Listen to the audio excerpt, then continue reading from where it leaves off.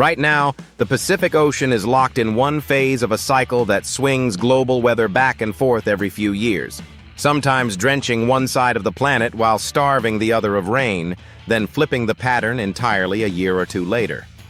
It's called ENSO, and understanding it explains an enormous amount of the world's weather.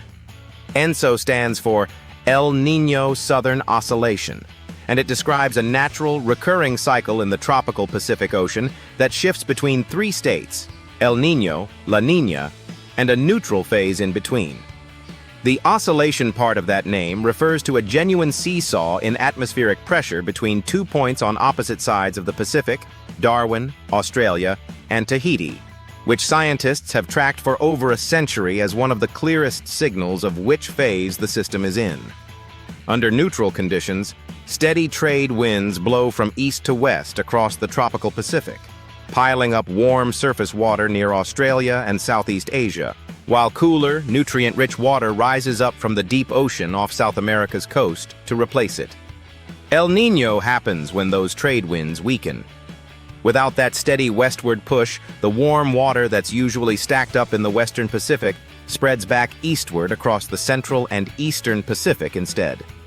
That shift reshapes atmospheric circulation worldwide, typically bringing hotter, drier conditions to Australia and Southeast Asia, wetter conditions to the southern United States and parts of South America, and weaker Atlantic hurricane activity, since El Niño tends to increase wind shear that tears developing storms apart.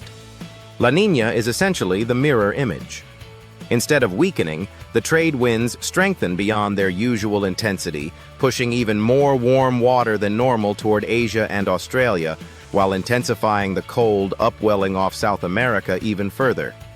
This typically flips the impacts seen during El Niño: wetter conditions across Australia and Indonesia, drier conditions across the southern United States, and a more active Atlantic hurricane season, since La Niña tends to reduce the wind shear that would otherwise disrupt storm formation. Neither phase lasts forever. ENSO typically cycles between these states every 2 to 7 years, though the strength and duration of any given El Niño or La Niña event can vary enormously, from mild and barely noticeable to powerful enough to disrupt weather patterns across the entire globe simultaneously. As for right now, the Pacific has firmly swung into El Niño territory, and a strong one. Ocean heat has been building rapidly in the central and eastern Pacific, and forecasters currently put the odds at roughly 4 in 5 that this develops into a very strong, or super, El Niño by the end of the year, among the most powerful events recorded since 1950. Given that El Niño years tend to push global average temperatures higher on top of the planet's existing long-term warming trend, this developing event is already being watched closely as a genuine contender for the hottest year ever recorded. ENSO is essentially the Pacific Ocean, breathing in and out over multi-year cycles, and depending on which direction it's currently exhaling, it can reshape weather patterns for billions of people at once.